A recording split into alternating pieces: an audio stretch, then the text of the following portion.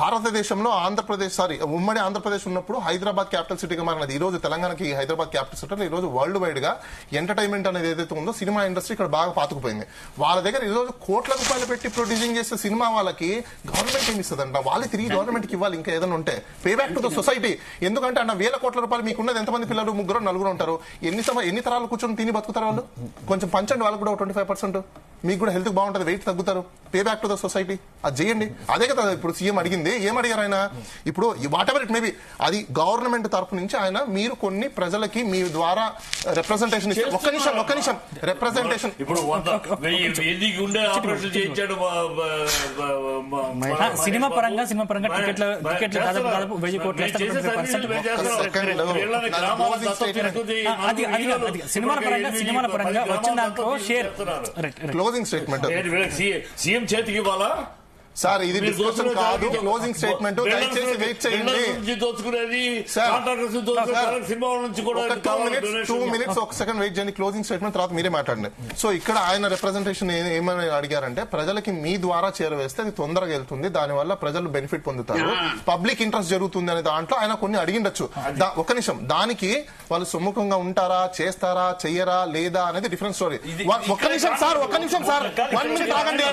మీరు 1 minute sir, ఒక్క నిమిషం ఆగండి. క్లోజింగ్ స్టేట్మెంట్ మీరే తర్వాత మాట్లాడతారు. సో ఇప్పుడు ఇక్కడ ఒకసారి గవర్నమెంట్ డెసిషన్ తీసుకుని జీవో గాని పాస్ చేసిన తర్వాత సినిమా థియేటర్ వేయాలంటే ఖచ్చితంగా వాళ్ళు ఎక్కరాత్గా వేయాల్సిందే. మేడం నేను మీకు సజెషన్ సీఎం గారికి చెప్పండి, ఆయనకు పబ్లిక్ అట్ లార్జ్ ఇంట్రెస్ట్ లో ఏదైనా చేయాలనుకుంటే మాత్రం జీవో పాస్ చేయమని చెప్పండి. ఖచ్చితంగా వాళ్ళు నోరు మూసుకొని ఫాలో అవుతారు. నా క్లోజింగ్ స్టేట్మెంట్ ఇదే. చెప్పారే అదేది సీఎం అడిగిన దాని గురించి తప్పట్లా. ఆయన అడిగింది ఏమన్నాడు, మీరు ప్రాపగాండా చేయండి అంటున్నాడు. ప్రాపగాండా మీ రాజకీయ ఎజెండాని మేము ప్రాపగాండా మాకు అందరు మతాలు కావాలి, అన్ని కులాలు కావాలి, అన్ని రాజకీయ పార్టీలు కావాలి. మేము మీ ఎజెండాని చేయడానికి మేము సినిమా ఫీల్డ్ ఇక్కడ లేము.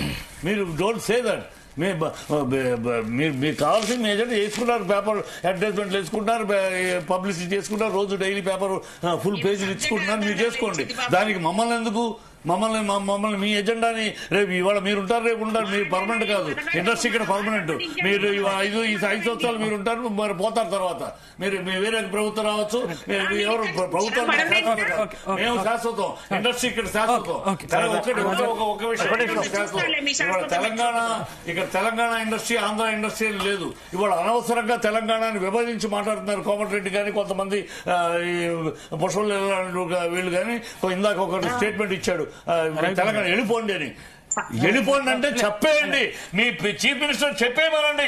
ఆంధ్ర వాళ్ళు వెళ్ళిపోండి ఇక్కడ నుంచి చెప్పానండి. గర్వంగా వెళ్ళిపోతారు. అంతేగాని రోజు ఆంధ్ర వాళ్ళు తెలంగాణ వాళ్ళు 14 ఏళ్ళు 15 ఏళ్ళు అయిపోయినా కూడా ఇక ఆంధ్ర వాళ్ళు తెలంగాణ వాళ్ళని ఈ విభజించి మాట్లాడి ఈ అవమానిస్తూ అవహేళన చేసి చేయకండి. వెళ్ళిపోమంటారా? రాత్రి వెళ్ళిపోతారు. వెళ్ళిపోతే మా గొంతు మీ ఆంధ్ర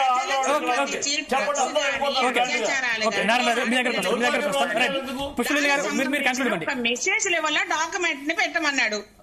ఏమైతుంది వేస్తే ఇంతకుముందు సిగరెట్ తాగడం హానికరము అని ప్రతి థియేటర్ లో వేసినట్టుగానే డ్రగ్స్ విషయంలో గానీ సమాజానికి సంబంధించినవి కొన్ని చేయమన్నాడు.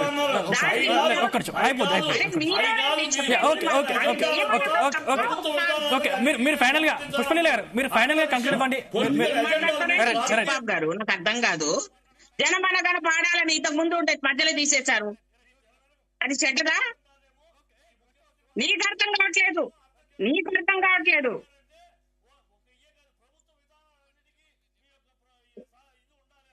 ప్రభుత్వ విధానానికి మేము చేయలేం. మీ రాజకీయ ఎజెండాలు